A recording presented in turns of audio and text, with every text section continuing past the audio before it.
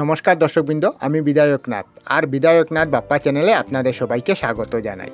আজকের আলোচ্য বিষয় হলো 15ই জানুয়ারি কেন সেনা শহীদ দিবস পালন করা হয় ভারতে। ভারতীয় সেনাবাহিনীদের জন্য এই দিনটি হলো একটি বিশেষ দিন। প্রকৃতপক্ষে 1949 সালে এই দিনে field marshal KM Cariappa general Francis হুচারের কাছ থেকে ভারতীয় সেনাবাহিনীর কমান্ড্যান্ট নেন।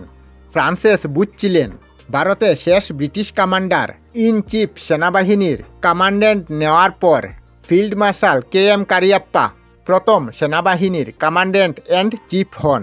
কারিয়াপ্পা ভারতীয় সেনাবাহিনীর শীর্ষ কমান্ডার হিসাবে দায়িত্ব নেওয়ার স্মরণে এই দিনটিকে প্রতি বছর সেনা দিবস হিসাবে পালিত হয়। আপনাদের বলে দেই যে এই দিনে রাজধানী দিল্লি ও সমস্ত সেনা দপ্তর সামরিক কুচকাওয়াজ, সামরিক প্রদর্শন ও অন্যান্য অনুষ্ঠানেরও আয়োজন করা হয়। এই বিশেষ দিনে সেনাবাহিনীর অদম্য সাহস, বীরত্ব ও আত্মত্যাগের কথা স্মরণ করে গোটা দেশে সেনা কর্মসূচি পালিত হয়। ভারতীয় সেনাবাহিনী কলকাতায় ইস্ট ইন্ডিয়া কোম্পানি দ্বারা গঠিত হয়েছিল।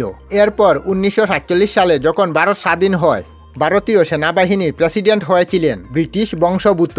প্রায় 2 বছর পর 15ই জানুয়ারি 1949-এ স্বাধীন ভারতের শেষ British commandant chief general Francis Bucher ভারতীয় সেনাবাহিনীদের কমান্ড লেফটেন্যান্ট জেনারেল KM কারিয়াপ্পাকে হস্তান্তর করা হয়। এরপর জেনারেল KM কারিয়াপ্পা প্রথম ভারতের সামরিক কমান্ড্যান্ট হন। এটি ভারতের ইতিহাসে গুরুত্বপূর্ণ ভূমিকা। তাই প্রতি বছর 15ই জানুয়ারি সেনা শহীদ দিবস হিসাবে ভারতে পালিত হয়। সেনা শহীদ দিবস উদযাপনের উদ্দেশ্য হল দেশ রক্ষায় জীবন দানকারী সকল শহীদদের শ্রদ্ধা জানানো এবং দেশের সেবায় নিয়োজিত সৈনিকদের সম্মান জানানো। 1899 সালে কর্ণাটকে জন্মগ্রহণ করেন ফিল্ড মার্শাল KM কারিয়াপ্পা। মাত্র 20 বছর বয়সে ব্রিটিশ ভারতীয় সেনাবাহিনীতে চাকরি শুরু করেন।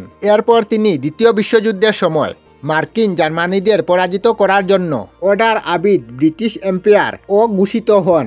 আপনাদের বলে দেই যে 1947 সালে ভারত পাকিস্তান যুদ্ধে পশ্চিম সীমান্ত সেনাবাহিনীর নেতৃত্ব দিয়েছিলেন MK কারিয়াপ্পা। আমরা আমাদের চ্যানেলে সব ধরনের ভিডিও আপলোড করি, যেমন ব্লগ, নিউজ, কুকিং ভিডিও, ধার্মিক আলোচনা ইত্যাদি। যদি আপনারা এই ধরনের ভিডিও দেখতে পছন্দ করেন তাহলে এই চ্যানেলটি নিশ্চয়ই সাবস্ক্রাইব করবেন। আমি আপনাদের সাথে বিধায়কনাথ আজকের মতো বিদায় নিলাম। আর ভিডিওটি ভালো লাগে লাইক, শেয়ার ও কমেন্ট করবেন। ভিডিওটি সম্পূর্ণ দেখার জন্য অশেষ ধন্যবাদ।